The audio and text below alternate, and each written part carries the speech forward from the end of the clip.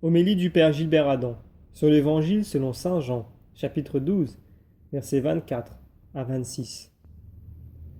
Amen, amen, je vous le dis. Si le grain de blé tombé en terre ne meurt pas, il reste seul. Mais s'il meurt, il porte beaucoup de fruits. Nous fêtons saint Ignace d'Antioche, qui s'est offert lui-même comme martyr au service de l'Église. Il a compris que, si les persécuteurs avaient tort de le persécuter, lui avait raison de s'abandonner à Dieu. Il rejoignait le Christ Jésus dans son immolation. Il offrait sa vie. Jésus a annoncé son départ à ses disciples en utilisant l'image du grain de blé tombé en terre. Le grain de blé porte en lui la vie de beaucoup d'autres grains. Il est à l'image de Jésus. Le Christ a donné sa vie pour que nous ayons la vie, la vraie vie, la vie divine. Au moment d'aller vers le calvaire pour lui offrir sa vie, Jésus prend du pain et du vin dans la douceur et l'humilité. Il fait le don de son corps et son sang pour que nous ayons la vie. De son martyre, il fait un repas de noces pour que nous puissions aimer nos ennemis, faire du bien à ceux qui nous persécutent, bénir ceux qui vous maudissent. Ce feu de l'amour infini se communique à nous si nous nous en émerveillons. Le monde est fondé sur l'éphémère et l'immédiat.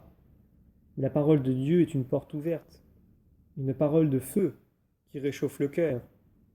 Nous voulons prendre le chemin de Jésus à la suite de saint Ignace. C'est un chemin de tendresse et d'amour qui permet à Dieu de faire son œuvre de paix dans notre vie. Nous continuons la lecture de l'Évangile. Qui aime sa vie la perd, qui s'en détache en ce monde, la gardera pour la vie éternelle.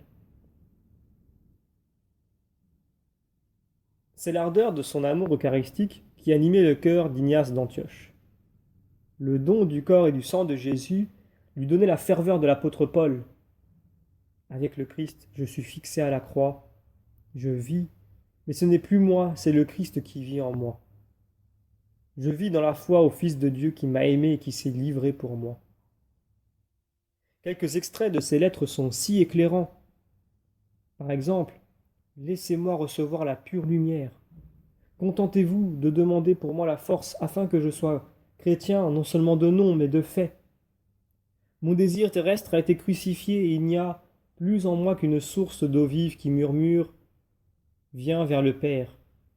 Ou encore « Je veux être moulu sous la dent des bêtes pour devenir le pain immaculé du Christ ». Nous sommes appelés à faire comme Jésus, invités à mourir à nous-mêmes, non pas centrés sur nous-mêmes, mais en donnant le meilleur de nous-mêmes à ceux qui nous entourent. La vie et le bonheur de ceux qui nous entourent dépendent bien souvent du don de nous-mêmes. Terminons la lecture de l'Évangile. Si quelqu'un veut me servir, qu'il me suive, et là où moi je suis, là aussi sera mon serviteur. Si quelqu'un me sert, mon Père l'honorera.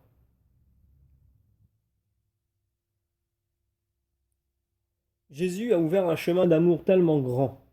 Sa vie ne comptait pas, sinon pour la donner. Nous voulons entrer dans cette recherche de la beauté de la vie qui a habité Jésus. Malgré la souffrance du calvaire, il ne s'est pas dérobé, mais il a manifesté un don de soi qui ouvre sur la vie. Je suis venu pour servir et non pour être servi. Jésus a offert sa vie pour ceux qui le persécutaient. Saint Ignace, à son école, dira « Surtout, ne m'empêchez pas d'aller vers Dieu, ne me retenez pas, vous seriez de faux témoins. Je vous en supplie, laissez-moi accomplir le chemin de mon Dieu. » La joie des martyrs est telle qu'ils chantent les cantiques du Seigneur alors qu'ils sont mis à mort.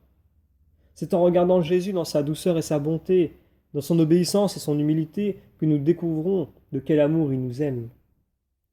Jésus, change nos cœurs. Aide-nous à devenir les sarments de la vigne dont tu es le cep. Que nous portions beaucoup de fruits d'amour, afin de glorifier notre Père qui est aux cieux. Demandons la grâce de la joie pour tous ceux qui sont persécutés à cause de leur amour de Jésus.